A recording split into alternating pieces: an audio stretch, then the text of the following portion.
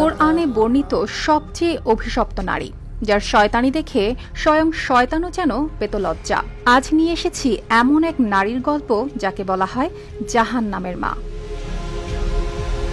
তিনি ছিলেন নবী মুহাম্মদ সাল্লাল্লাহু আলাইহি সাল্লামের চাচা আবু লাহাবের স্ত্রী, নাম উম্মে জামিল।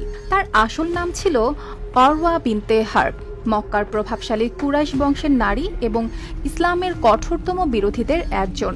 তিনি ছিলেন প্রভাবশালী নেতা আবু সুফিয়ানের বোন, অর্থাৎ সামাজিক মর্যাদা, ধন সম্পদ আর সৌন্দর্য সব কিছুই ছিল তার জীবনে, কিন্তু সেই আলোয় ঢাকা ছিল অন্ধকার এক আত্মা। যখন নবী মুহাম্মদ সাল্লাল্লাহু আলাইহি সাল্লাম আল্লাহর একত্বের বার্তা প্রচার শুরু করলেন, তখন মক্কার শক্তিশালীরা আতঙ্কিত হয়ে পড়েছিল। নবীর সবচেয়ে কাছের আত্মীয় হয়েও আবু লাহাব ও তার স্ত্রী প্রথম থেকেই সত্যের শত্রু হয়ে ওঠেন। উম্মে জামিল নবীর পথে কাঁটা ছড়িয়ে দিতেন, অপমানজনক কথা বলতেন, এমনকি গোপনে মানুষকে উস্কে দিতেন নবীর বিরুদ্ধে।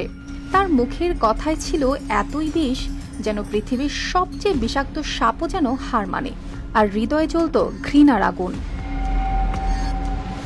তাফসিরে বলা হয়, তিনি দিনের বেলা গীবত ও অপবাদ ছড়াতেন, রাতে কাঁটা সংগ্রহ করে নবীর দরজায় ছুড়ে দিতেন।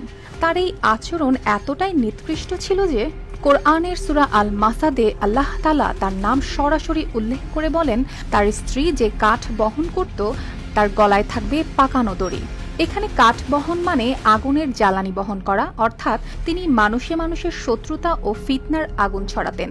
আর গলায় দড়ি বোঝায় সেই অহংকারের ফাঁস, যেটা শেষ পর্যন্ত তাকেই গ্রাস করবে।